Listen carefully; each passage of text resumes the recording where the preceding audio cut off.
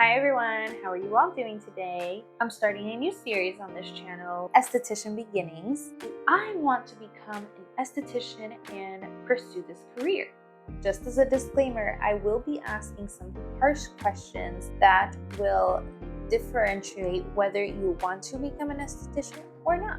Now, before we get started on this video, I just want to quickly introduce myself. My name is Victoria Rojas. I have been a solo esthetician entrepreneur for 2 years now, and I have loved it so far, and I will continue to love it. I'm actually on my way to becoming a permanent makeup artist very soon.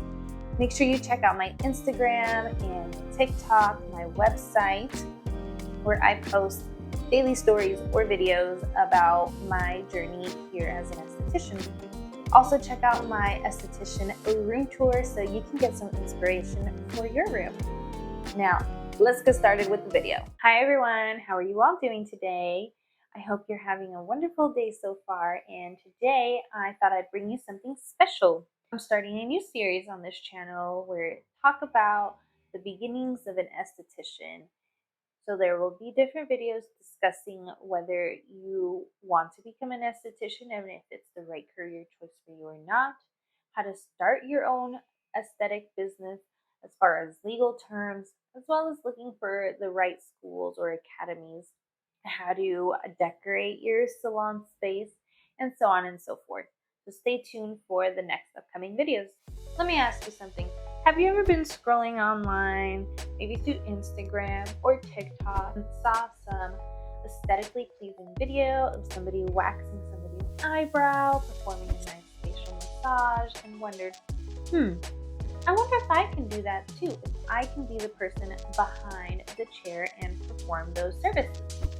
If so, then you might be asking yourself, do I want to become an esthetician and pursue this career? If you answered either yes or I don't know, but I'm thinking about it, then stay tuned for the rest of this video because I will be explaining different characteristics of an esthetician that will differentiate whether you want to become an esthetician or not. Just as a disclaimer, I will be asking some harsh questions to really analyze yourself, and I encourage you to be true to yourself because becoming an esthetician is the easy part.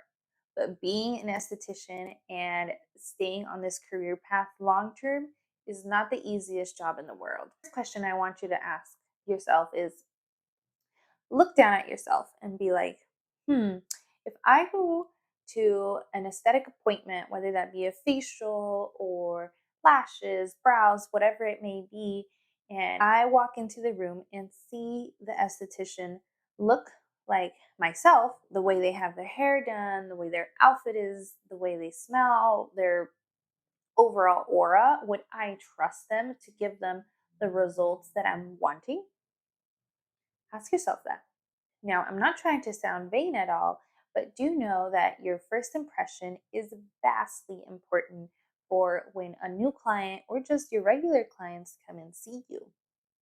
If you yourself are not well put together, whether that just be your overall hygiene or your outwardly appearance, I have noticed that clients don't tend to feel as comfortable with you.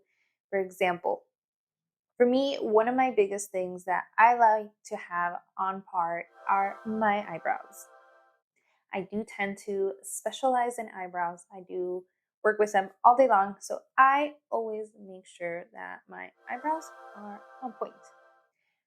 When my clients come in for their eyebrow appointment, they often tell me like, "Oh, I just want to have eyebrows like you," or "Yeah, I trust you. Your eyebrows look good." You see what I mean? Beginning of me starting my solo esthetician practice, I thought I had to be perfect in every aspect. Now, I have struggled with acne for many years, basically since I started puberty. And so I suffered from cystic acne, and it really brought down my confidence a lot. So becoming an esthetician, I thought I would be able to clear my skin and have the best, skin glow ever. But after graduating aesthetic school, it did not happen instantly. Now, I was still having breakouts, and I thought, well, how are my clients going to trust me if my face is not, or my skin is not what you see online? However, I pushed that aside and made sure to just stay confident in my own self and in my knowledge that I had gained. And I always made sure to make sure that my first impression was up to par, and clients still trusted me, whether I had an active breakout or not. If you want to spice your day up, take a shot every time I have said the word esthetician. So, under the same umbrella we were just speaking about, do you in general like beauty, or maybe not? Are you a girly girl, or do you just like a little bit of the glitz and glamour here and there? You do have to stay on top of trends and wanting to learn the new up and coming things, because clients will see that. You know, Instagram, TikTok, YouTube, and everything else will have targeted ads for your client. If you are not up to date with those trends, then you might fall behind, and ain't nobody want that. As you can see, I love pink. So my whole room is a pink and white vibe, but kind of elevating at the same time with providing some luxurious elements, a little bit of gold there, uh, bringing a little bit of masculinity with the black, the chicness in a way. That is my aesthetic. So it's more of a girly girl. Now, you don't have to follow that at all. There is lots of different aesthetic vibes that may be appealing to you.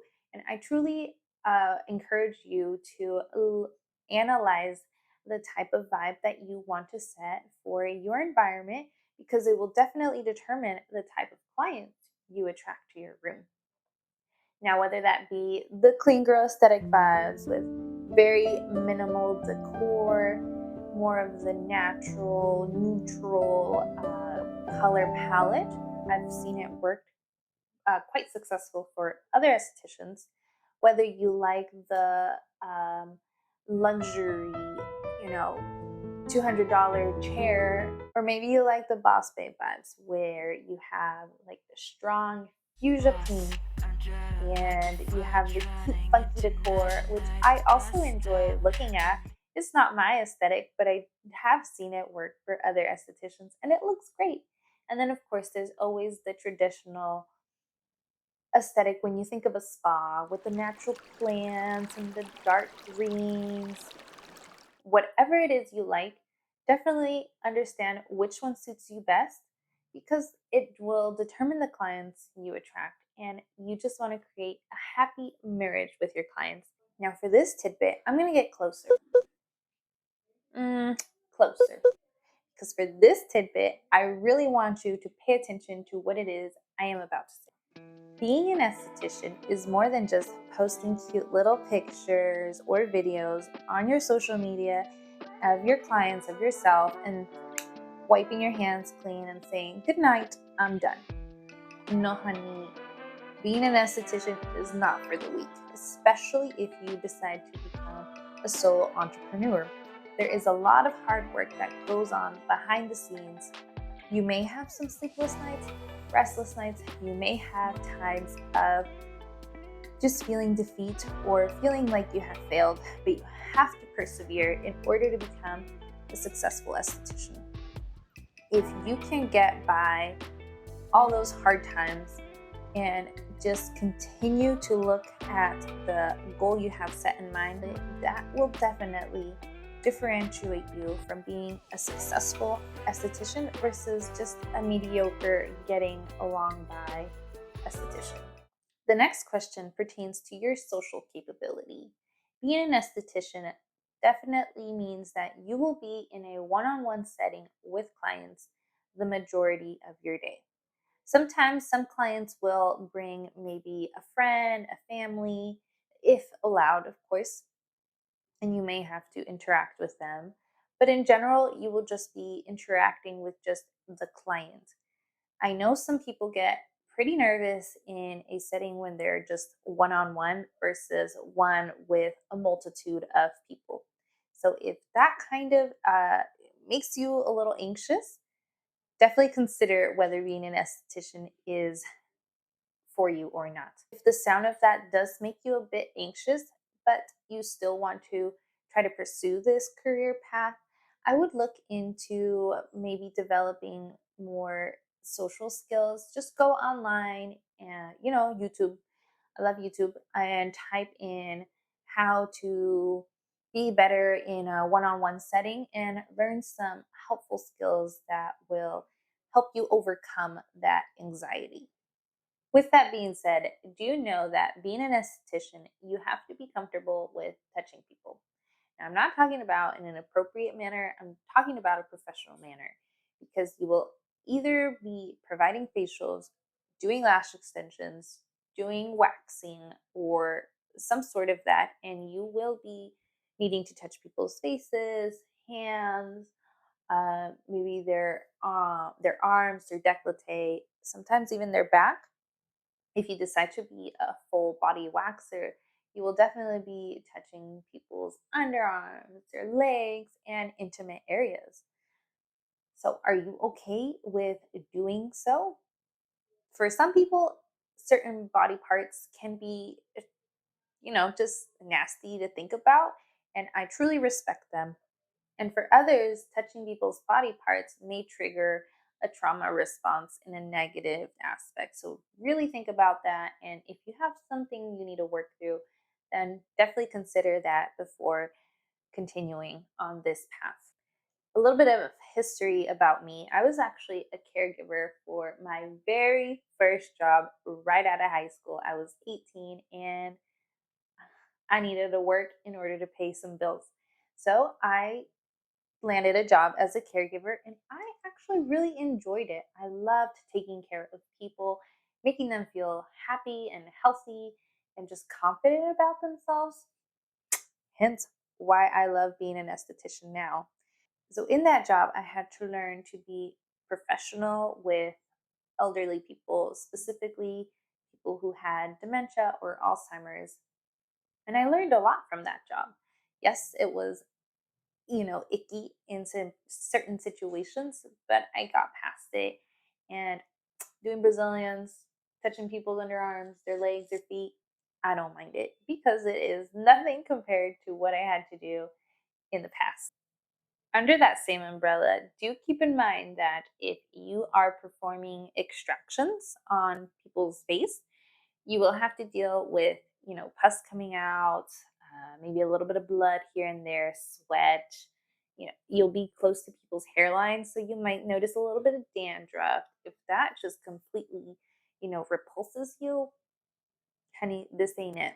When dealing with intimate parts, you will come across just vaginal fluid in general. There might be some poop here and there around the anus. Also, toilet paper might get stuck. Not everybody is the most hygienic when it comes to their personality. So, do know that you may see that here and there. And if you are doing that full time, you'll most likely come across it more often than not. And of course, blood as well, because when you do remove hair from down there, the hair is a lot thicker, more of a terminal hair type. So when it gets yanked out of you, you do tend to bleed just a little bit depending on the type of person.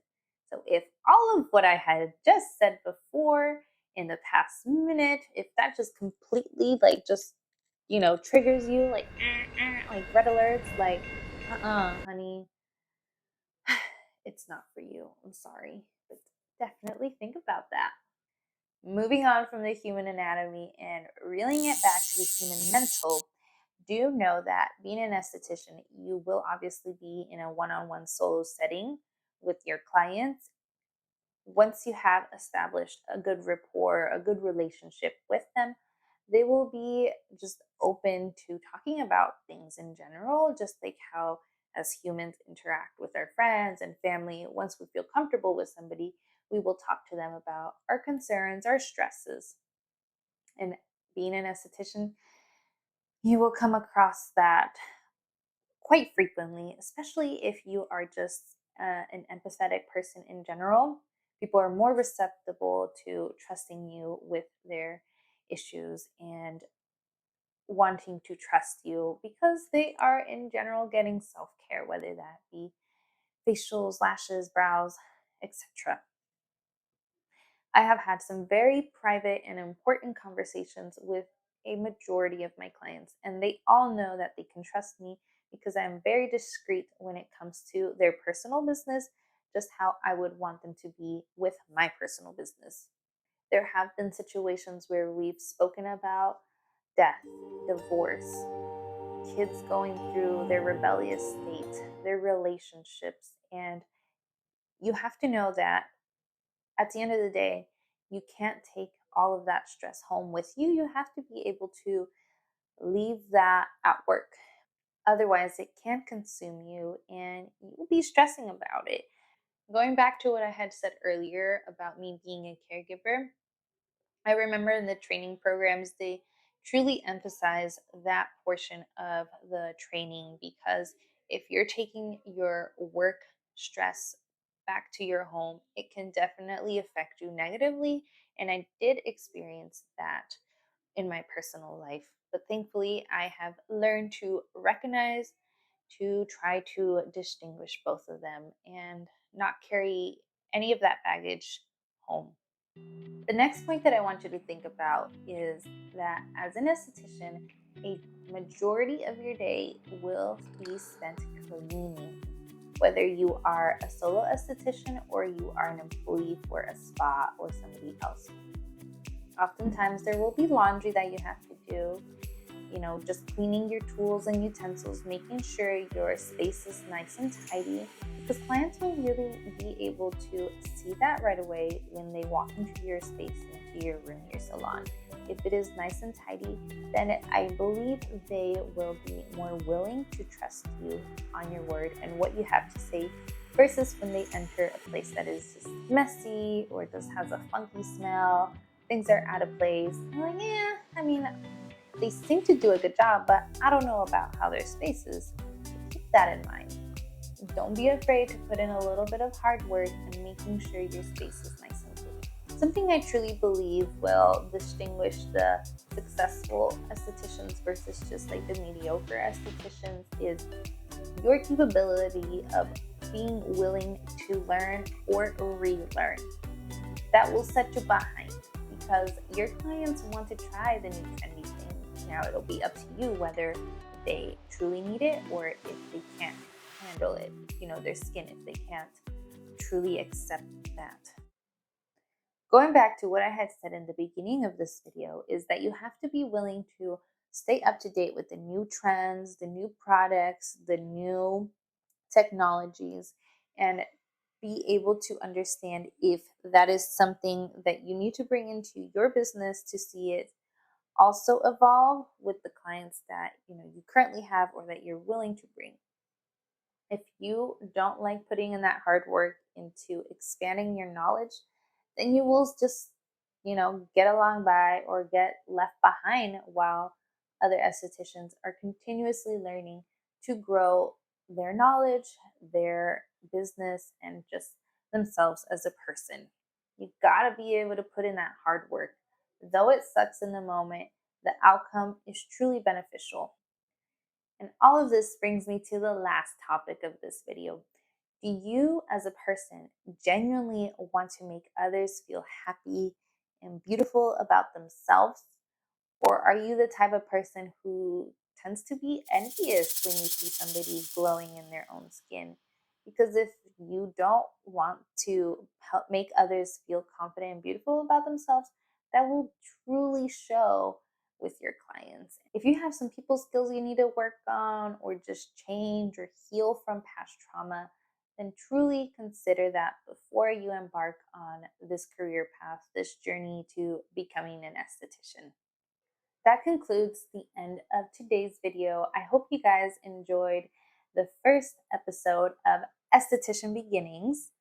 I will have new videos coming up very soon where I will talk about how to become an esthetician legally, how to start your solo esthetician business, how to find out what type of vibe suits you, maybe even a lookbook of my personal aesthetic vibe that I like to wear as far as outfits. Let me know what you guys want to see next down in the comments below.